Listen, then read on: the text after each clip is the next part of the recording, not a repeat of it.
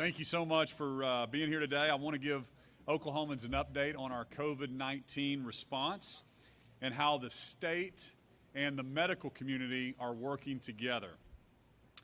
Today we're at OU Health in Oklahoma City, and I want to thank CEO Chuck Spicer and his team for hosting us here today. What a beautiful new facility, and hopefully we'll take a tour of this here in a minute.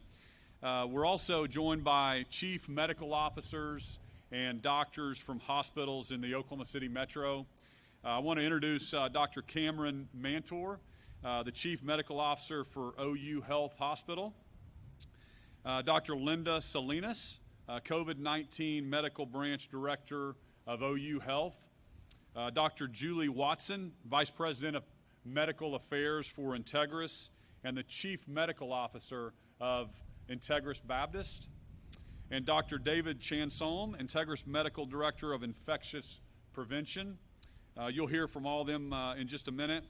We're also joined by Dr. Noel Williams, Coordinator of the Central Oklahoma Inter-Hospital COVID Task Force. Dr. Kersey Winfrey, Chief Medical Officer for SSM Health. Dr. Chad Smith, Vice President of Mercy Health. Dr. Jeff Cruzon, President of Integris Medical Group, and Dr. Carl Ruskowski, President of Integris Health Partners. Welcome, and thank you all for your leadership for Oklahoma. I want to thank all the doctors here for their partnership and the guidance as we work together to fight this virus. My administration has been working closely with this group, and it's important to be hearing from boots on the ground. To all the doctors, the nurses, the therapists, the healthcare professionals across the state, I want to personally tell you thank you. Thank you for all your hard work in taking care of Oklahomans. I know it's tough right now. I know that you're working long hours. You feel the weight both physically and emotionally. And on behalf of Oklahomans, I want to thank you for all your hard work. We are so grateful for you, and we are going to get through this together. And now I'll ask Dr. Lance Frye, our Commissioner of Health, to give us a situation update. Dr. Frye. Governor.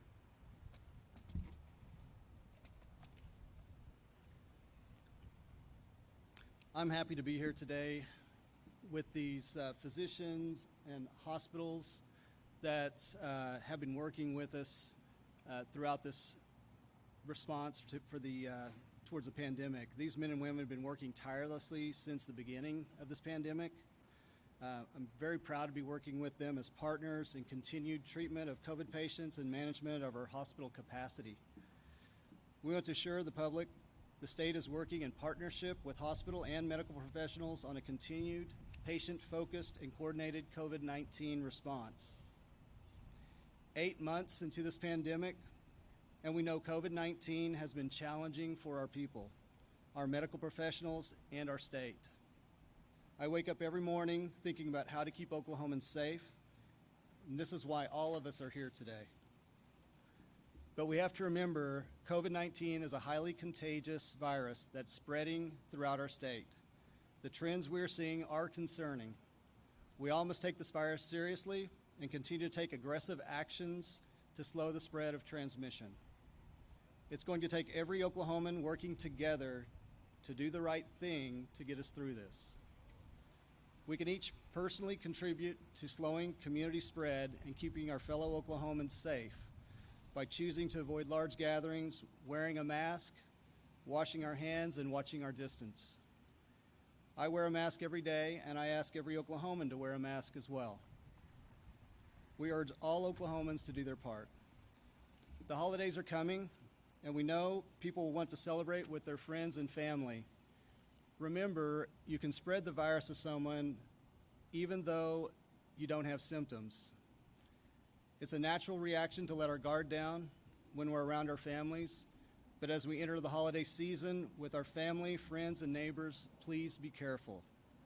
Many people who get this virus will have mild symptoms, but the doctors here with us today can tell you that some people have very severe cases. This can happen even in younger people that would be otherwise considered healthy. Hospital capacity is always a concern and something we are monitoring daily. We are aware of the impact currently going on in Tulsa and are working with local leaders and hospital coalitions in both metro areas to ensure every Oklahoman who needs a hospital will have a bed. We have put in the work this year, but we're going to need to continue to finish doing this throughout the rest of the year with more work to get through this. Dr. Chansel will be elaborating in a few minutes on the vaccine, but we know a vaccine is coming, and with availability probably by early December, we're going to start having that available for our most vulnerable population and our healthcare workers. It's exciting to know a vaccine's on the way, but it's not an immediate fix. Right now, we are again asking all Oklahomans to do the right thing, to do their part, and to wear a mask, wash your hands, and watch your distance. Governor Stitt.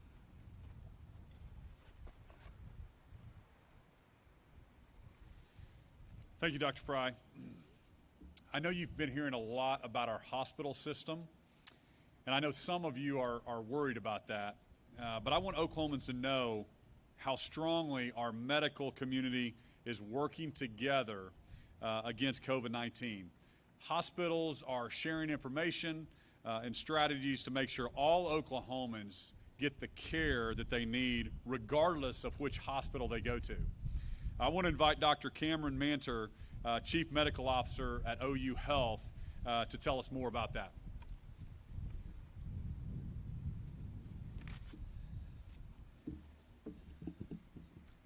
Thank you, Governor Stitt, and I would like to thank you for allowing us to participate in today's press conference here at OU Health. As you said, I'm Cameron Manter. I'm the Chief Medical Officer for OU Health, but I want to make sure that it's very clear to everybody that's here today that I'm speaking on behalf of, and when I say we, I'm referring to all of the CMOs in our region. Since March of this year, we've been having regular meetings in an attempt to understand what has COVID-19 done to our country and to our state. Noel Williams has been instrumental in getting our CMO task force together with Kersey Winfrey from St. Anthony's, Chad Smith from Mercy, Aaron Boyd from Norman, Julie Watson from Integris. We are all trying to assist both our healthcare systems and all Oklahomans in determining the best way to combat this disease. If we look back to March of this year, we had minimal testing.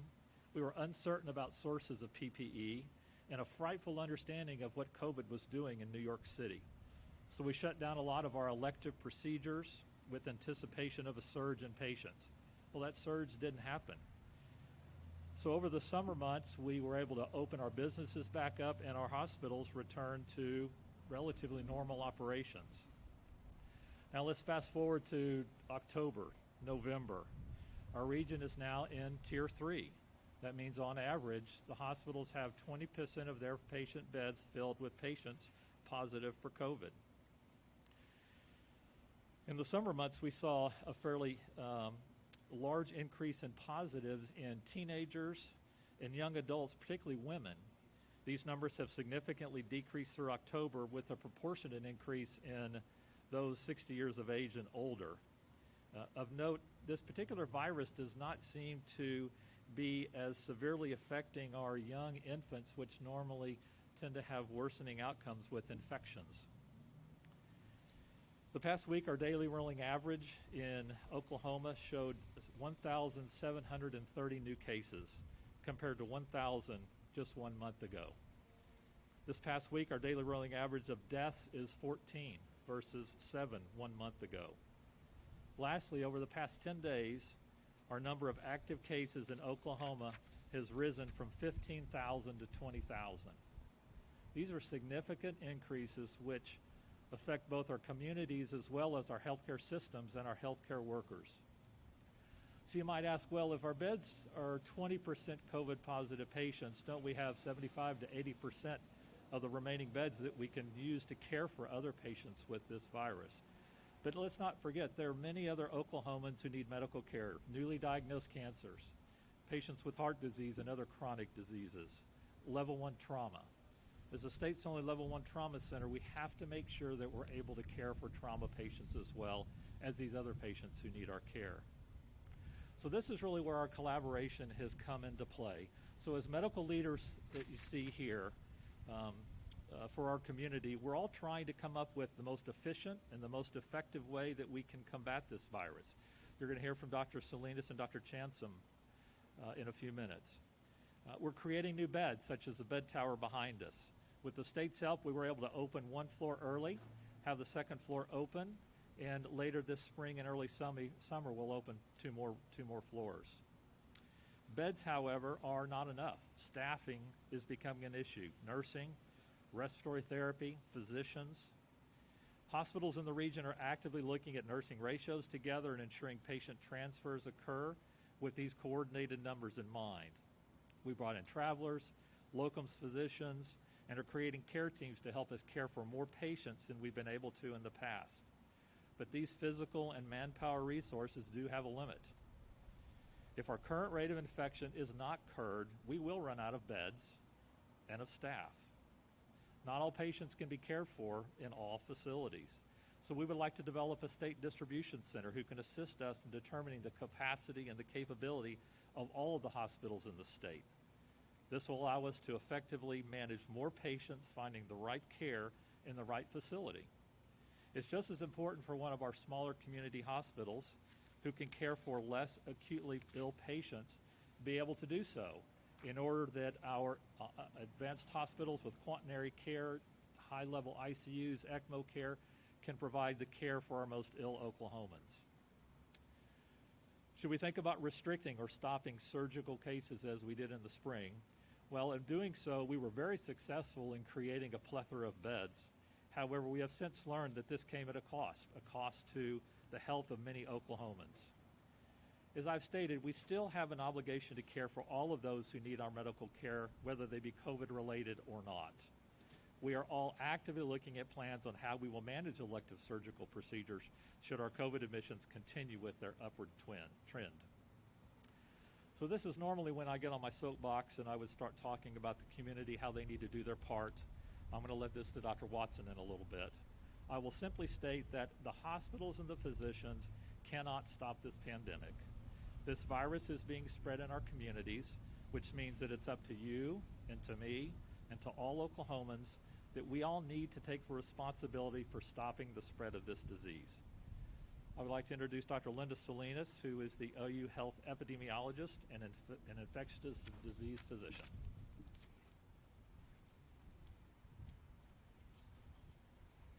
Thank you, Dr. Mantor, and good afternoon to all of you. We've seen an evolution in the treatment of COVID-19 over the last 9 months, from the early days and the use of lopinavir/ritonavir to our current management. Treatment protocols are developed based on science and clinical trials, and these are developed by multidisciplinary teams. Currently, remdesivir is approved by the FDA and is most effective early in the disease course. Dexamethasone, which is a steroid, is given for about 10 days for those patients requiring supplemental oxygen. Convalescent plasma, which is collected from previously positive patients, is also a treatment option. But what I'm excited to tell you about is a new product called bamlanivimab. I was up most of last night trying to learn how to pronounce this. It was granted emergency use authorization last night, and I think something that speaks to how things change and how rapidly things change. When I started writing my speaker's notes yesterday afternoon, it had not had emergency use authorization. By the time I finished them, it did. So what is it? It is a monoclonal antibody, which is a neutralizing antibody, and it's designed to block viral attachment and entry into the human cells. It is given as a single intravenous infusion, and it's to be used for non-hospitalized, so outpatients, within about 10 days of the onset of symptoms. It's targeted to very specific populations, to include those 65 and over, and those 12 and older with comorbidities. In clinical trials, it was shown to decrease the hospitalization rate for those that received it. There is an allocation program very similar to what we saw with remdesivir early on. And true to OU Health, we have already started the process of planning, of setup and administration, and how to get this to our patients as soon as it's made available to us. Just as Dr. Mantor noted the collaboration among the chief medical officers, so have we infectious diseases physicians and hospital epidemiologists. In early March, Drs. John Harkus of Mercy, Dr. Jim Kirk of SSM, and Dr. David Chansom of Integris, who you'll be hearing from in just a minute, got together right here at OU to begin our discussions.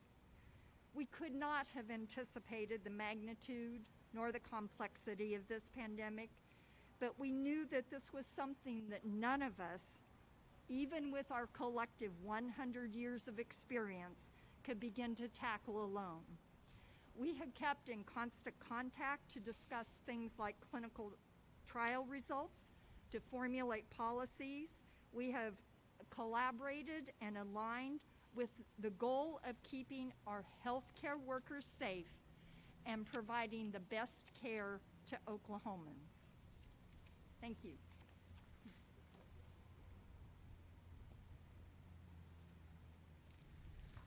Thank you, Dr. Mantor and Dr. Salinas. When we met with the medical community, they asked for help in a couple ways. One was to reactivate a system called the Regional Medical Response System, or RMRS. This system is used in tornadoes or large disaster. It's designed to transfer patients between hospitals. This makes sure Oklahomans are connected to a hospital bed as quickly as possible. The hospitals asked for help with more nurses. We've instructed the nursing board to clear any red tape, to allow nursing students and nurses who are licensed in other states to practice in the state of Oklahoma. We're also recommending all college students get COVID testing before they return home for the holidays and leave campus for Thanksgiving. We've already discussed with OU and OSU, and university presidents have committed to providing free testing for students before they head home. I encourage leaders from all the colleges and universities to connect with the health department if they need help in any way. Getting a test before you head home will make sure you do not bring this virus back home to your loved ones. Parents, I know you're excited to get your kids home for Thanksgiving. I'm excited to get my daughter home as well. But please help us encourage your kids to get a negative test before they leave campus. They can always call 211 anywhere in Oklahoma, and it'll let them know where some of the 80 sites are set up where they can get a test. The other thing that doctors ask is for an increase, to increase our education on how we can slow the spread of this virus. We know the 3 W's are the most effective way to slow the spread: to wash your hands, to watch your distance, and to wear a mask. You've heard me say this for months, but we cannot become complacent. I know it's hard to keep this up over long periods of time. Oklahomans did such a great job early on in the spring to flatten the curve. But if you've taken your foot off the gas, I'm asking you to tighten things up. Keep doing your part. We need it more than ever right now. I toured a COVID ward again the other day and spent some time with people who work in the ICU, taking care of the sickest people in Oklahoma. And I'll tell you, those folks are tired. They've been working long hours in really tough conditions for months. They need our help right now more than ever. When this pandemic started, people everywhere went out of their way to support our healthcare workers. Remember all the healthcare hero signs that we saw? Well, the best way to support them now is to help them slow the spread. Now I'd like to turn it over to Dr. Julie Watson, the Chief Medical Officer at Integris. Dr. Watson?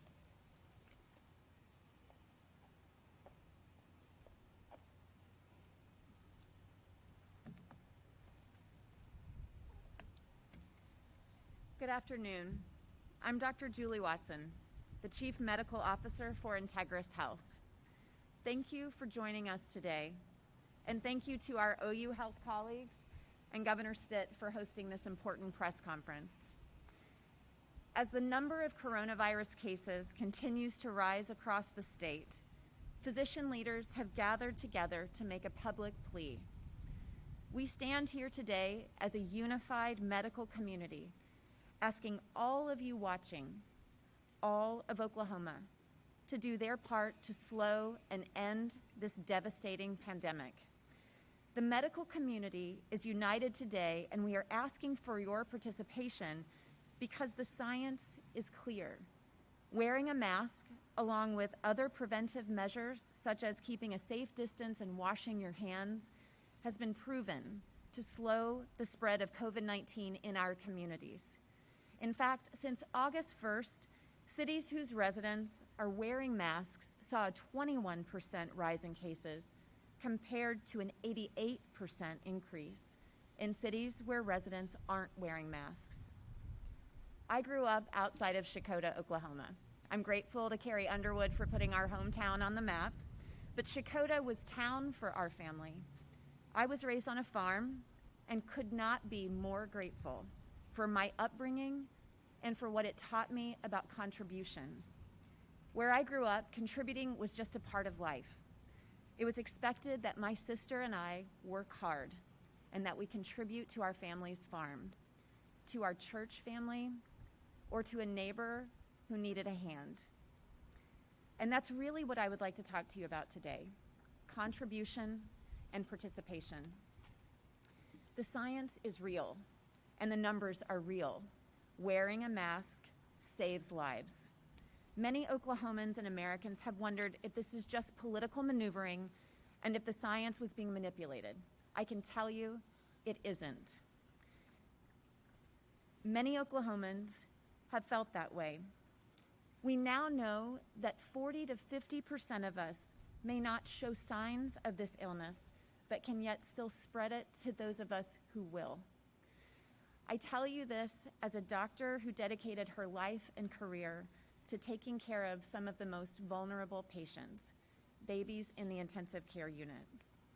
I stand here today representing doctors who have dedicated their lives to studying medicine and science to be there for you when you need us, which is an honor and a privilege. You come to us to care for you in your most. If you trust us to take care of you when you come to us with cancer or heart disease or a car accident, please trust us now when we tell you wearing a mask makes a difference. Wearing a mask is not a sign of weakness or fear. It is not a political statement. It's an outward symbol that says, I am contributing. I am willing to do what it takes to help. And it's also not about a mandate. The governor nor the government should have to tell us to do the right thing. We know better now, so we need to do better. A mask is not political. This is not about anything else. This is about each and every one of us participating in a collective cause. We pride ourselves in helping each other during times of trouble. That's the Oklahoma standard. Whether it's after an explosion or a tornado or during a global pandemic. Oklahomans help Oklahomans. And right now, that means wearing a mask. I tell you this in all sincerity, Oklahoma. We are in trouble. Our local and state healthcare resources are approaching their limits. And if nothing is done soon to slow the rise in cases, our hospitals will be more overwhelmed than they already are, and we won't be able to be there for all of those who need it.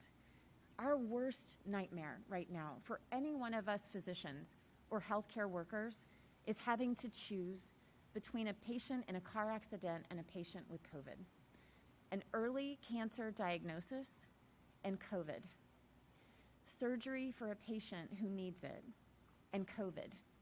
Every single Oklahoman is important. We can make a difference and preserve resources for all patients by simply wearing a mask. We must prevent the preventable. We know better now. We must do better. I know we are all tired. We are tired of COVID, and we want our lives back. This won't last forever, and a vaccine is on the horizon. Until then, the relatively simple act of wearing a mask can help us preserve not only our precious healthcare resources, but also the things that bring us joy.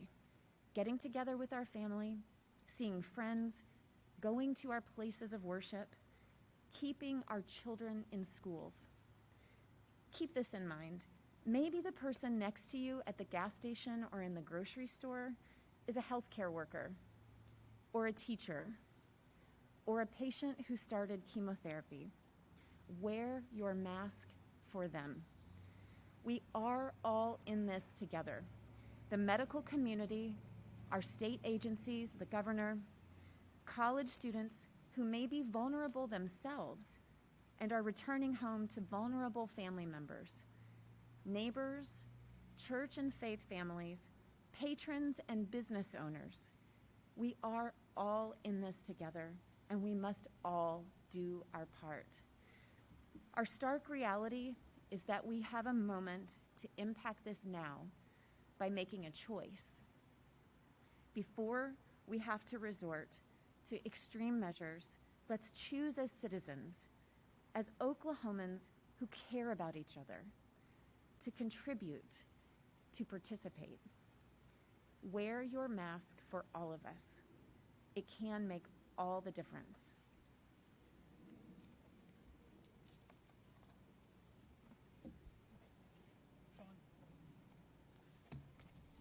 Thank you, Dr. Watson. As Dr. Watson mentioned, now is the time. We need all Oklahomans to step up and do the right thing. Help us protect your families, neighbors, and those who are the most vulnerable. This won't last forever. In Oklahoma, we're going to get through this, but we have to do it together. We need to do our part until a vaccine is here. The good news is that day is coming really, really soon. And I want to turn it over to Dr. Chansom for the latest on progress with vaccines. Dr. Chansom?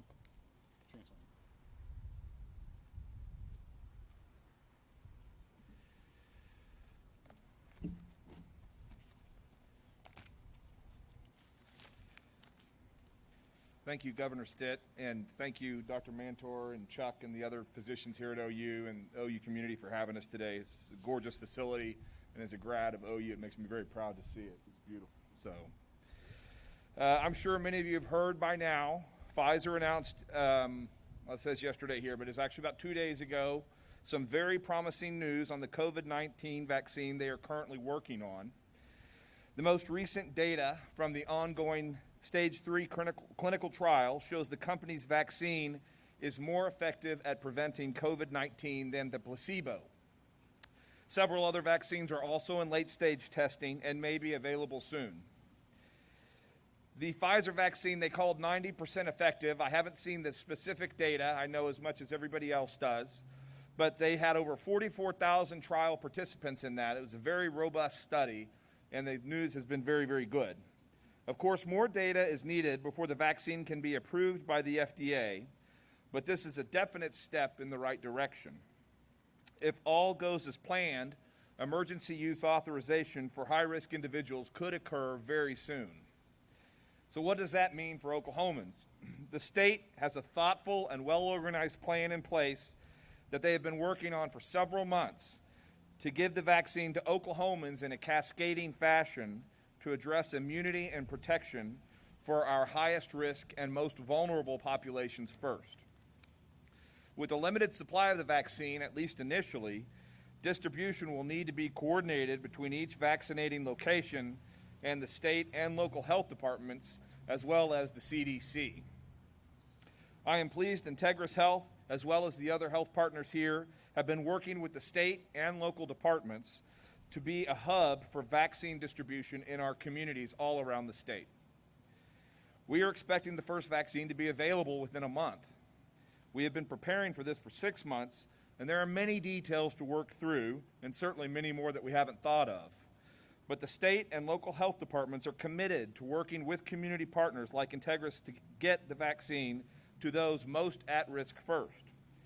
As more vaccine becomes available, and many other community partners like retail pharmacies and doctors' offices, they'll also be able to participate in the effort. I think we can make this happen, but it will be a public health effort unlike anything we have seen before. Other than wearing masks and social distancing, we don't have a lot of tools to prevent COVID-19 infection. A vaccine is our best chance to get control of this virus.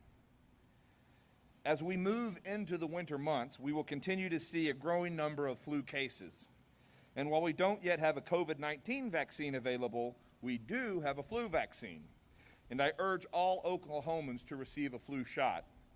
This simple measure will help reduce the number of flu cases and flu-related hospitalizations, which in turn will take pressure off of our healthcare systems to be able to deliver care to all of our patients. It is a critical help for our hospitals who are already beginning to be overwhelmed. So the COVID-19 vaccine may not yet be available, but the flu vaccine is. Please get yours today. Thank you.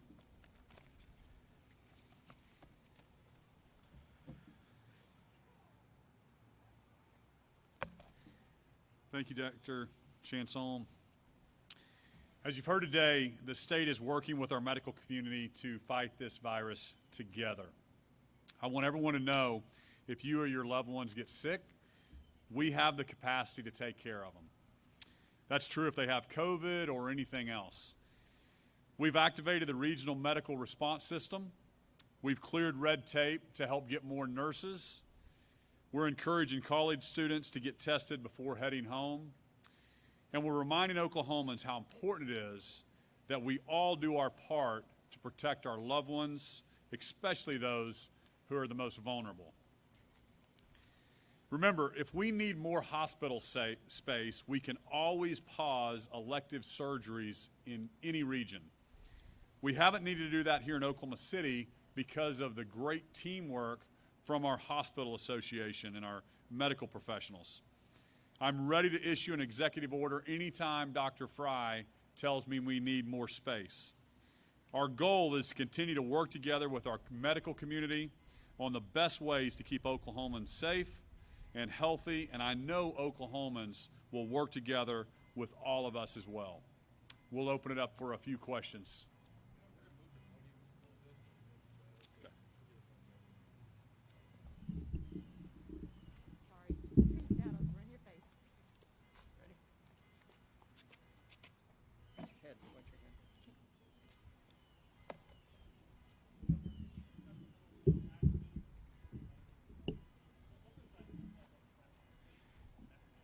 The regional medical response, who's on that? Dr. Frye?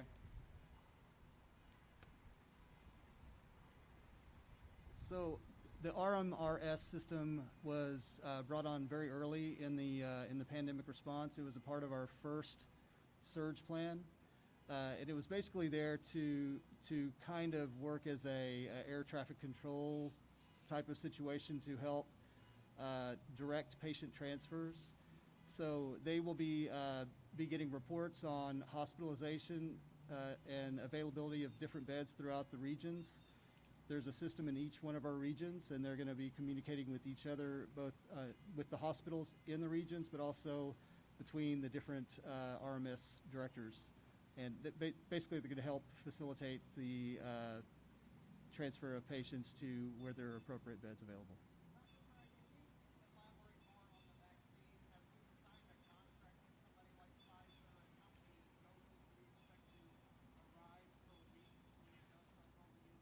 We don't know yet. We haven't signed a contract with anyone. They are producing vaccine while they're still going through the trial. So it's the first time that I'm aware of that this has ever happened. They're doing that so that as soon as they get approval, then they'll have vaccine there to go ahead and immediately distribute. There has been some discussion about potentially pre-distributing vaccines around. That has not happened, but we expect it to come out as soon as it gets approval. And we don't know the amount yet. We've been told anywhere from 2,000 to 20,000, and then we were told 40,000. So we're not really sure the exact amount we're going to get. We know in the first phase it's going to be very limited, and then they'll send more as it's available.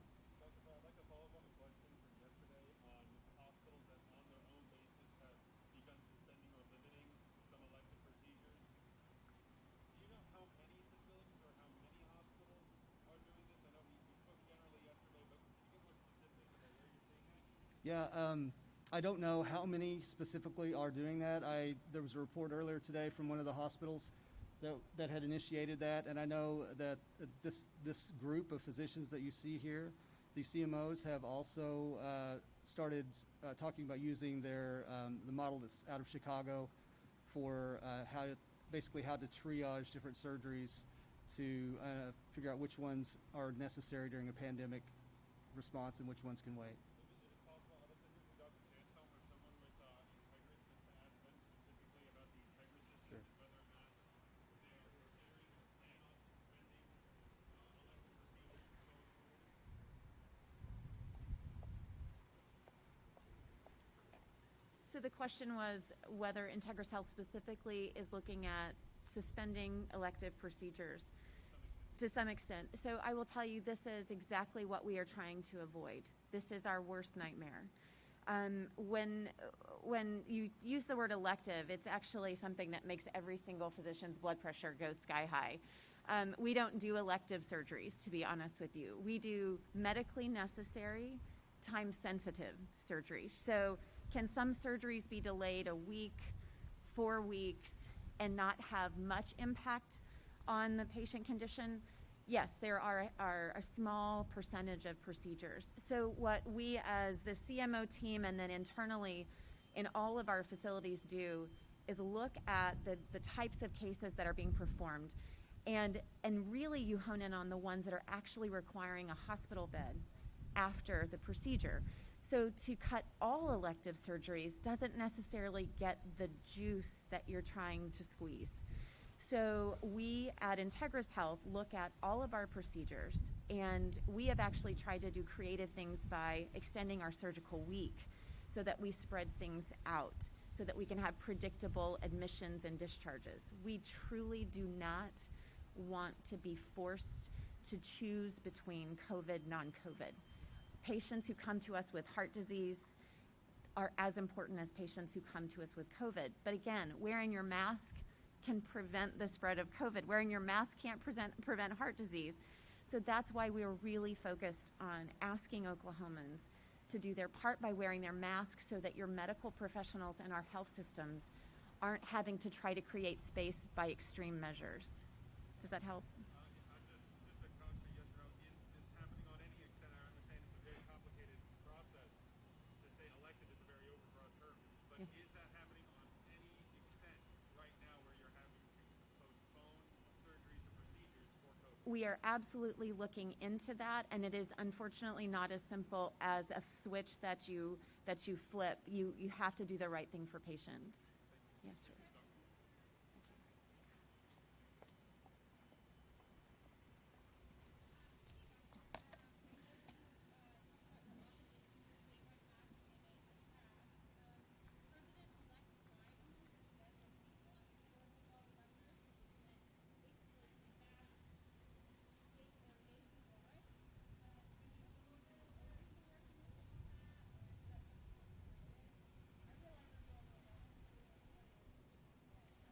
Yeah, well, we've obviously a lot of this press conference is about doing the right thing, and so we've said 100 times up here, wear your mask, watch your distance, make sure we are we're separating, we're washing our hands, and but as far as a mandate, I've been very clear that I don't think that's the right thing to do. This is a personal responsibility. This is pleading with people to do the right thing.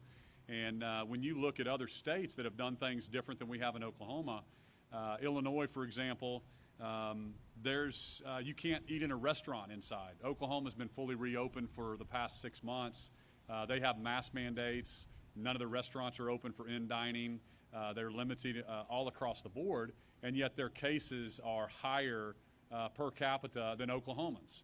So at the end of the day, it's not about a mandate. It's about doing the right thing. That's why we're here letting Oklahomans know we really need their help to slow this spread, just like we did in the spring. I told everybody in the spring that if we do a great job of innovating, of watching our distance, of letting folks work from home, the quicker we'll get our economy back going and we can lift some of these things. So that's our plea to Oklahomans, and I hope it's not politicized, because we're up here, we're talking about it 100 times.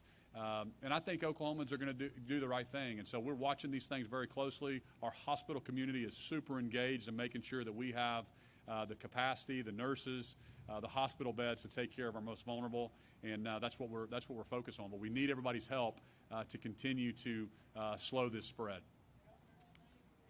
Yes, sir.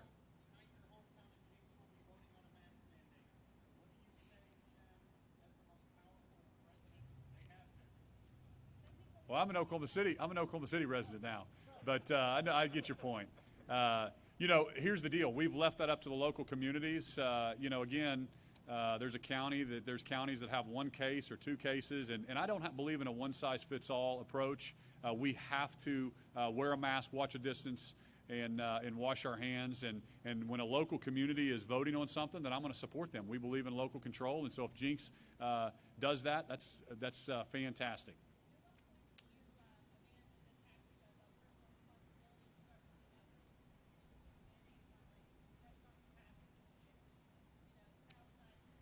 So we're in constant contact with the medical professionals, and Dr. Frye gives me recommendations on what we want to do. But there's more things to think about than there's obviously the livelihoods of those people that you're pulling away from them. So we have to balance all of that. And so really it's a personal responsibility, and I want people to limit those gatherings, to continue to be very, very cautious over the next month. We need to really flatten this curve, and that's kind of why we're here pleading with Oklahomans to do that. But we'll watch the data. Again, we've been fully reopened for 6 months. We think it's important that our kids are in school, and I think 99% of our school districts are open in some format, and that's a good thing.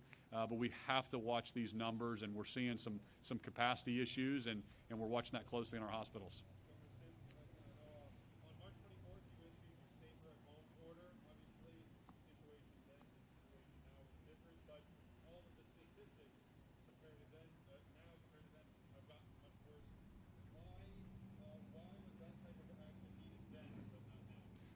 The Safer at Home was for our most vulnerable, and that was also the epidemiologists were predicting about 5,000 people in the hospital in early April.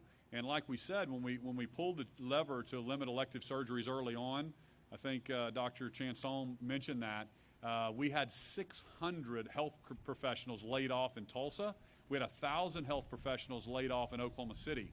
So we can pull that lever when we want. We can limit elective surgeries, but there's other health complications along with that. And I think Dr. Watson mentioned that elective surgery it's only elective to it's not happening to, right? So there's other consequences. There's early diagnosis for cancer. There's things that don't get discovered in a timely manner when you limit elective surgeries.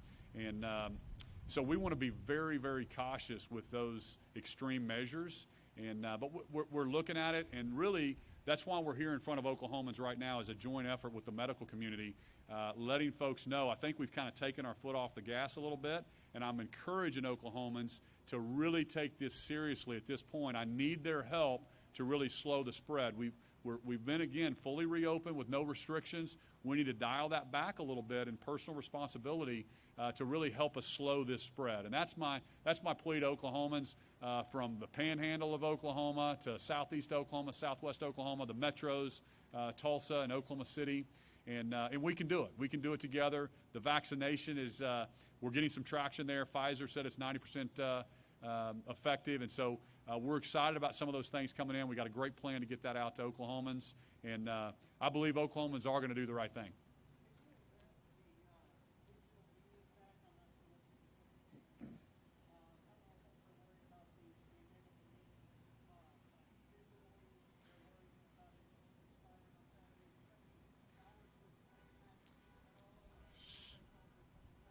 Yeah, so I issued an executive order allowing open meetings to happen virtually early on in March. And so we wanted that to happen. The legislature came in and agreed with this, but it was stopped on November 15th. Nobody anticipated, I think, us needing it past November 15th at that point, so the legislature changed the law. And so between November 15th and February 1st, when the legislature comes back into session, we'll maybe have to have regular meetings. There's probably other ways that they can do it, but there's not a likelihood for the legislature to come back into special session between now and February 1st just for one month of meetings.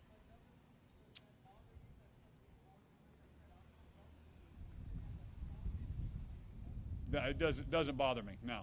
I told them, I said anything, that doesn't bother me. We can get on the phone, we can make other arrangements. We don't want to put anybody in danger by getting back together. But we also, open meetings is something that the public and the press want to have access, and that's why we have open meetings in the first place. If the legislature wants to change that on February 1st when they come back into session, and I'm sure most of the legislature is talking about changing that with Zoom meetings, et cetera, we're seeing a new way to gather remotely and do it safely. And we really haven't, we've actually seen more participation with those open meetings than in-person meetings, because some citizens are able to dial in and able to voice their opinions or ask questions virtually way more than they were when they had to drive to a state agency building. So we'll get it fixed.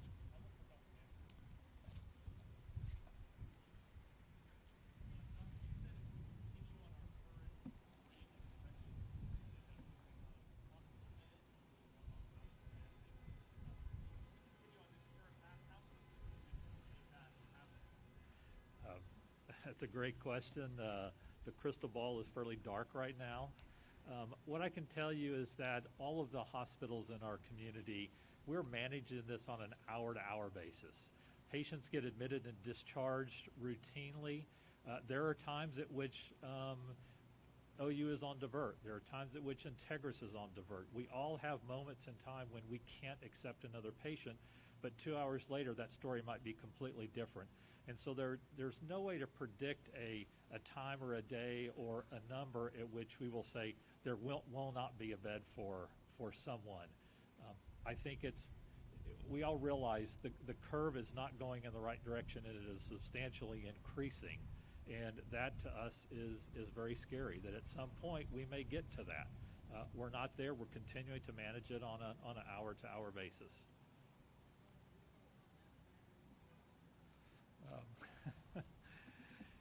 I will tell you, speaking personally, I agree with everything that the physicians group has said. I think that I know that wearing a mask and social distancing prevents the spread of respiratory viruses. Coronavirus is a respiratory virus. I think that, as you heard, it's all of our duty to do that. We should do it because it's the right thing to do. Thanks, everybody.